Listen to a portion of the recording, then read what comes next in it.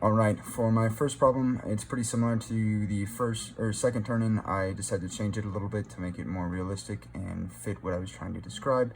But I have a wire running from a house to a tree house, and looking at how it cools down overnight with the PVC insulation. I first started with the Reynolds number to then go about finding the BI number. And from that BI number, I then assumed for the first thing that it was lumped analysis. It doesn't apply in the first scenario because the BI number is 2.89, but I asked in the problem statement about lumped analysis, so I then solved for B, and then solved for T, getting 10.75. Moving on to 1D, one-dimensional analysis, I had to solve for a new BI number using R naught instead of LC. From there, using the theta equation and rearranging it in terms of t, getting values for theta and the Jacobian, and then plugging all my numbers in to get 0.0334 seconds.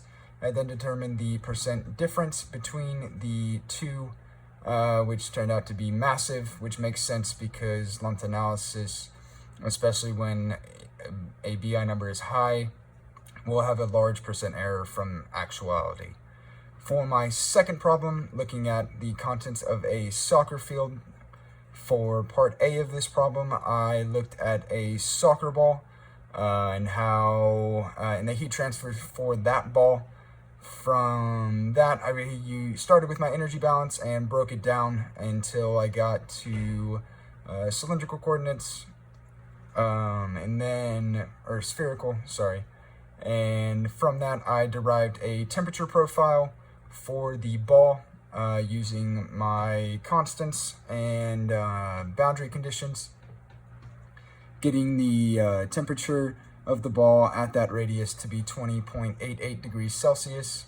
For the second one, I'm looking at the flagpoles on the side of the soccer field, which I have to use 2D analysis, so I took the BI numbers for the cylinder and the wall, got the corresponding lambda and A values, and then simply just solving for time, figuring out how long it will take for the entire pole to heat up, and it takes 83.7 minutes. For this problem, I have a pretty complex mill. The first one starting off with evaporating water. So I started with the mass flow of the vapor and solved for the surface area and L star to make sure that I can use the information in table 10-4 that I can then plug into my Qmax equation once I have CCR.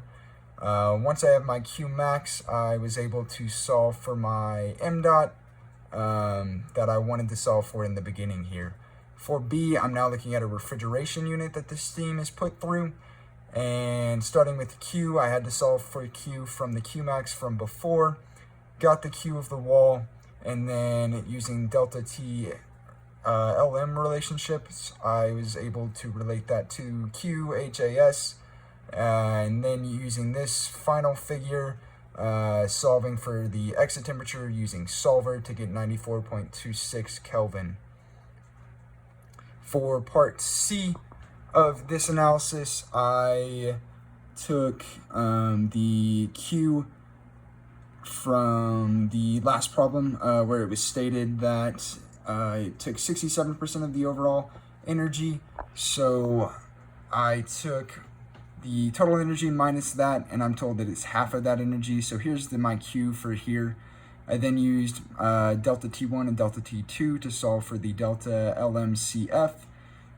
From that, I was able to also determine the P and R values to get my F factor, and then simply plugging that in to get my overall heat transfer coefficient of 7.06 kilowatts per meter squared degrees Celsius.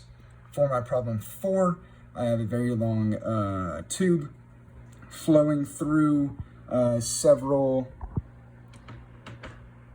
different rooms and scenarios. For part A, I have a membrane that I'm using, and so I went through, solved my mole balance to get the flow rates that I asked for, and from the flow rates using partial pressures, I was able to determine the delta PLM And from the delta PLM, able to solve for the permeability of the water through that membrane.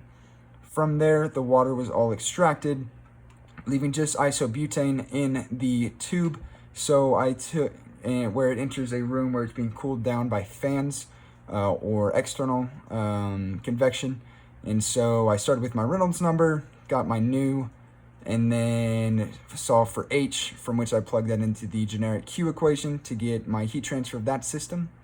The pipe then flowed into a wall from which internal convection could be measured, and I followed a relatively similar process. I had to solve for the velocity at first in this scenario using the finding the m dot from the n dot, and following the same process I got 542.2, from which the percent difference there is going to be 26.8.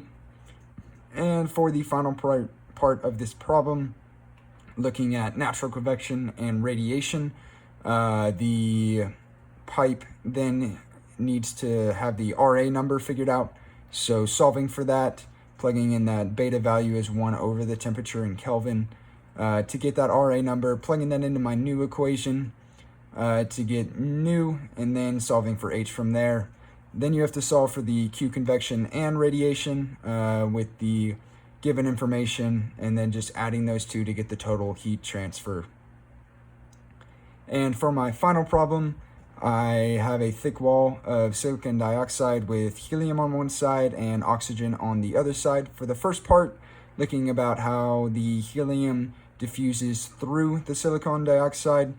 So starting with my generic concentration equation, looking at the right side, figuring out that ERFC factor from table 4-4. From there, just simply solving for the concentration at the point that I asked.